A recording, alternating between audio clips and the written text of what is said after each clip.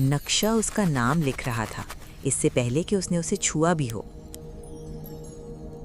माया रुक गई। वो धूल भरी अटारी के फर्श पर बैठी थी और देख रही थी कि बारीक लकीरें पुराने कागज पर खुद ब खुद बन रही हैं। माँ, आ, या, हर हर्फ रात के रंग जैसी स्याही से बन रहा था, जैसे ये नक्शा उसकी पूरी जिंदगी उसका इंतजार कर रहा था।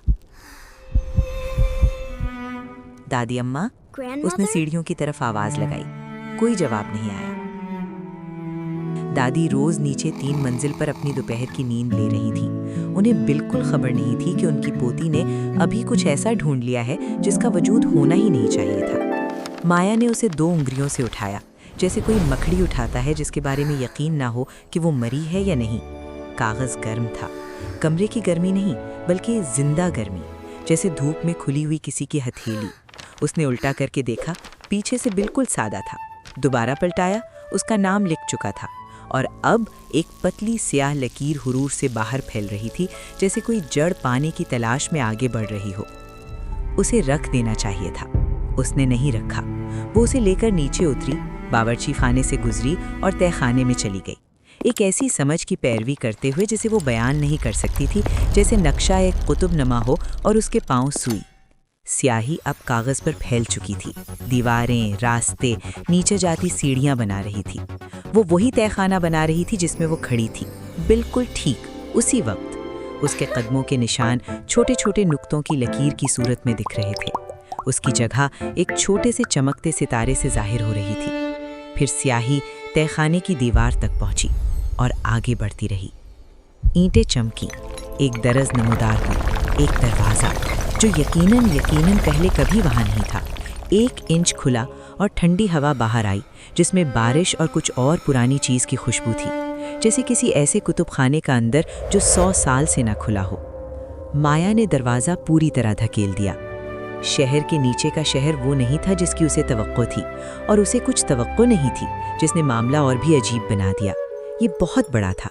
गार की छत ऊपर मेहराब की तरह फैली हुई थी, जिससे शीशियों में बंद जुगनुओं की बनी लालटेनें लटकी थीं। पत्थर की सड़कें टेढ़ी मेढ़ी इमारतों के दरमियान से गुजरती थीं, जो लगता था हर खोई हुई चीज़ से बनी है। बेमेल छतरियों से बने मीनार, अकेली बालियों से जुड़ी दीवारें, देर से वापस ना आने वाली लाइब्रेरी की किताबों से ढकी छतें।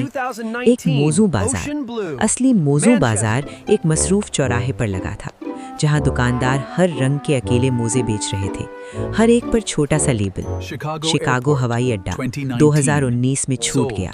रोहन नामी बच्चे का 2021 में खो गया। लेकिन यादों के मोहल्ले को देखकर माया ठिठक कर रह गई। एक लंबी मुड़ी हुई गली की हर इमारत की हर अलमारी पर शीशे के मर्तबान रखे थे।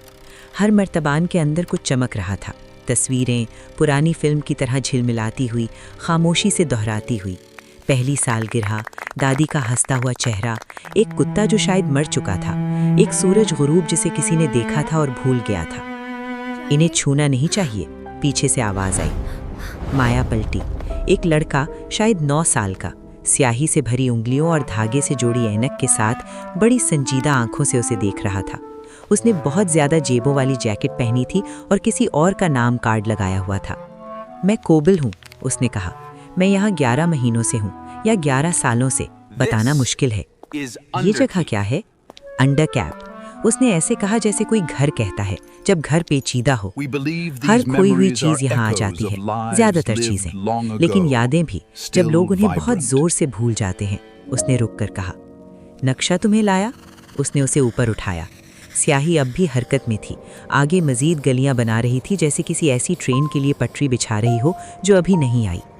कोबिल का चेहरा पीला पड़ गया।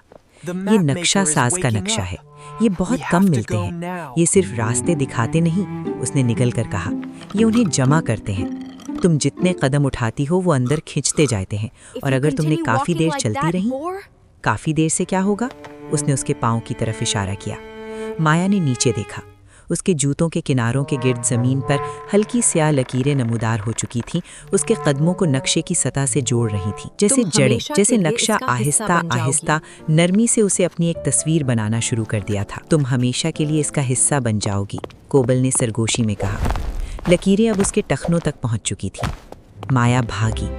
नक्शे की सतह तेजी से भर रही थी।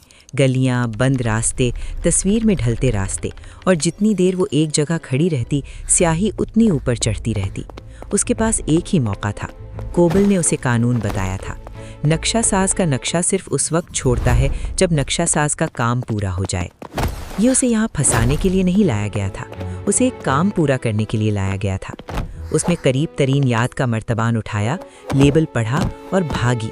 गली से गली, मर्तबान से मर्तबान, हर याद को नक्शे पर उस जगह वापस करती जहाँ असल मालिक का नाम लिखा था।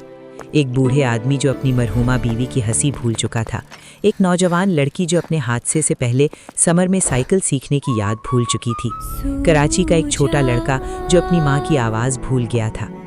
हर याद की वापसी पर एक मर्तबान गायब होता, हर मर्तबान के साथ स्याही 1 इंच पीछे हटती। आखिरी मर्तबान के साथ एक छोटी सी चमकती चीज़ जिसमें 6 साल की माया की अपने दादा के चेहरे की याद थी, याद जिसके खोने का उसे इल्म भी नहीं था। नक्शा किनारों से मुड़ा, एक लंबा कपकपाहट आया और फिर साकित हो गया। स्याही उसकी जिल्द से उतर गई, कागज़ पहली बार बिल्कुल सादा था। माया शाम की पहली रोशनी में तहखाने की दरवाजे से वापस चढ़ी। उसके हाथ में एक चीज़ थी, कोबल का हाथ। वो पलकें झपकता हुआ असली दुनिया की रोशनी में बाहर आया, जैसे कोई गहरे पानी से ऊपर आ रहा हो। 11 महीने, उसने कहा, या 11 सालों से, उसने जवाब दिया, छत को देखते हुए। माया ने खाली नक्शे को एहतियात से मोड़ा और अपनी जैकेट की जेब में रख लिया। सीढ़ियाँ चढ़ते हुए वो उसकी पसलियों के पास गर्म रहा, और अगर उसने अपना हाथ इस पर रखा तो बहुत हल्की सी महसूस होती, स्याही फिर से हरकत कर रही है, अगला रास्ता बनाती हुई।